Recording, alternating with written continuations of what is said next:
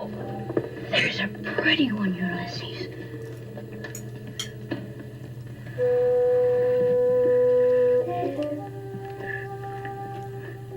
There it is.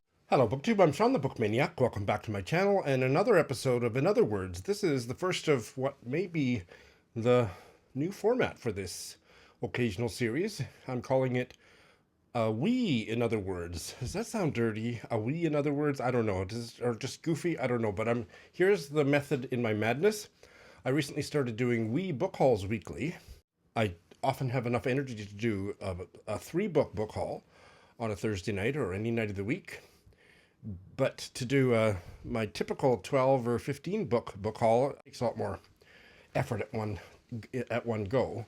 And so I'm going to apply the same logic to my In Other Words, my flagging In Other Words series. It's been running for 5 or 6 years, but I usually only have the wherewithal to get out about 2 or 3 episodes a year.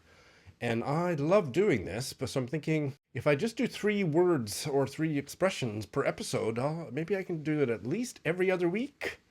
I feel the need to explain that this is the top of the back of the chair, and I hate it because it sticks out, and people, I'm sure it must be distracting people. Wonder what the hell is that growing out of his shoulder? But anyway, In Other Words is a series where I talk about word origins of words and expressions that I encounter in my reading. It's that simple. I'm not an expert, but I like doing the research. All the research I do is online. You could do it just as easy as I can, but I enjoy doing it, and you don't, perhaps. I think that's enough said. As I've already over-explained, there's 3 words today. The first one is gangly. And I know what gangly means, but I didn't know why it means what it means. I encountered it in this wonderful debut novel from a gay Canadian novelist, Christopher DiRaddo's The Geography of Pluto. I have a full review of that novel, which will be linked in the show notes. The narrator describes his teenage self, including his gangly feet upon the coffee table. So yeah, that's where I encountered the word. Gangly, as I'm sure most of you know, means tall and thin, and loose-limbed is another nuance to the word, which is important when we're getting into the etymology.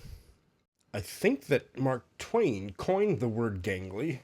It was an adaptation of the word that had been in long use going back to the UK, gangling. But in 1872, in Roughing It, which I believe is a book, not an essay, that is the first place where gangling became gangly.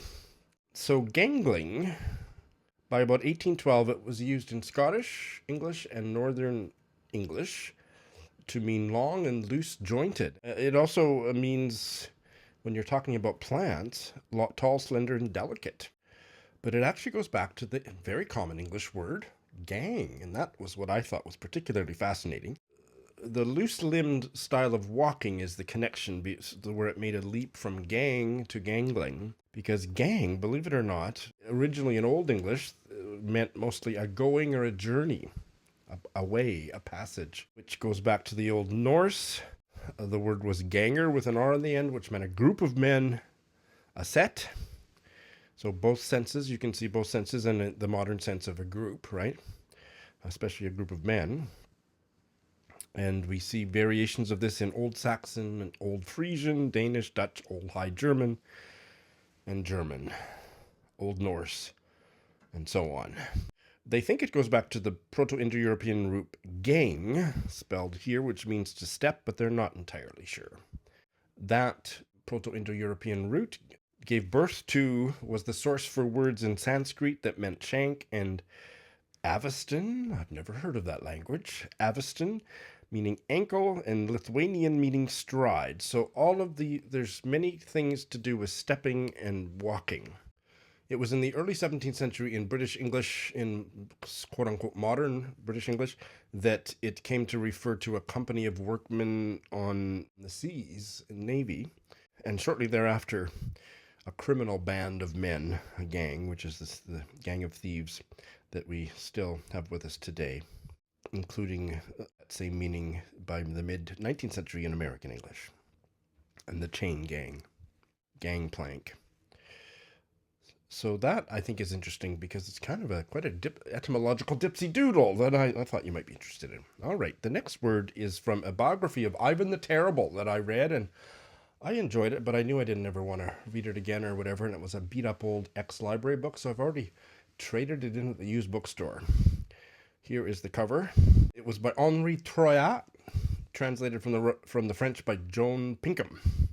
So I don't have the sentence, but we don't need the sentence. The word is retinue, and I knew what it meant, but I looked it up, and its word origins are pretty darned interesting too, at least to me.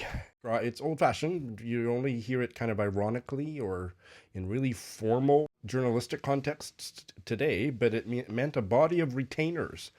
We would use the word staff these days, but in the old days, the Emperor of Russia, the Tsar of Russia, Ivan the Terrible, had a retinue, and that was the people that he'd hired, that he'd had with him for a long time, that followed around and did his bidding, and his bidding was pretty gory and violent, believe me.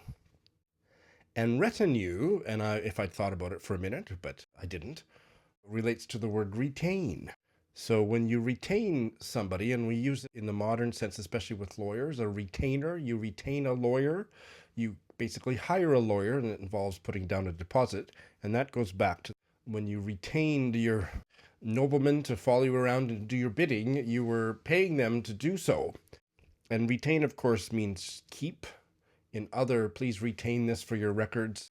You retain a memory, you can retain a document, all that stuff, which means keep, do not destroy.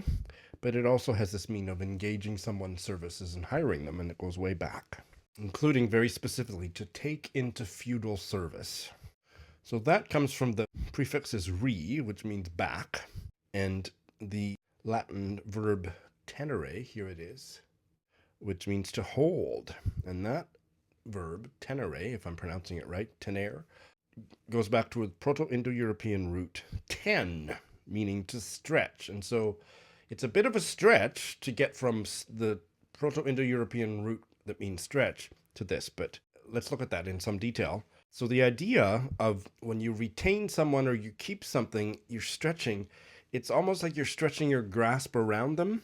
You're metaphorically stretching, elongating, prolonging, extending the length of the engagement or the length of time that you have something in your possession, feudal servant or document or whatever.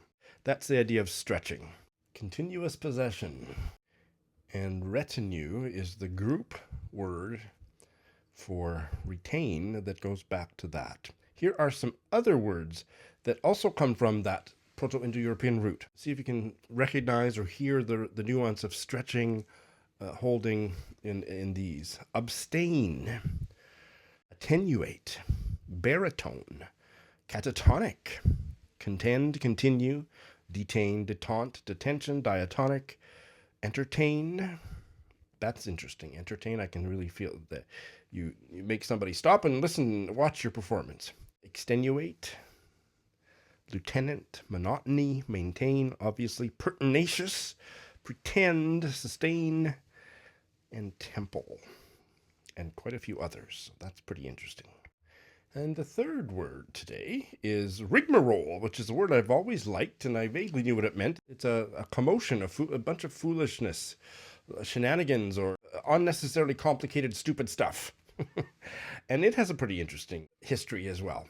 I encountered it in this wonderful novel by mid-20th century British novelist Rosamund Layman's novel, A Note in Music. I think it was about 1930 this was published. The boring husband in this story at the end of the book is, I don't think he's actually having suicidal thoughts, but he is wondering if his life is worth living. So it's more existential. It's not really suicidal. He stared at the water. If one were to go quietly overboard. A lot of trouble saved, and the end of getting up in the morning, shaving, wondering what to do next. All the dismal rigmarole. All the stuff and nonsense of life. Originally in English, rigmarole, in this version and particularly in this spelling, was in the early 18th century, and it described a long rambling discourse or an incoherent harangue.